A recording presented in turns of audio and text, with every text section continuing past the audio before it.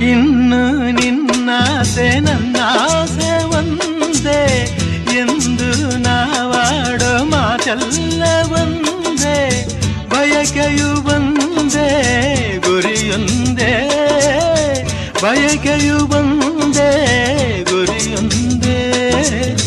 ನಿನ್ನ ಚೆಲುವಿಂದ ನಿನ್ನ ಒಲವಿಂದ ನನ್ನಲ್ಲಿ ತಂದೆ ಆನಂದ, ಈ ಸಂತೋಷ ಸೌಭಾಗ್ಯ ನಿನ್ನಿಂದ ಜೀವನದಾಗಿದೆ, ಅವಜನಾಗಿದೆ.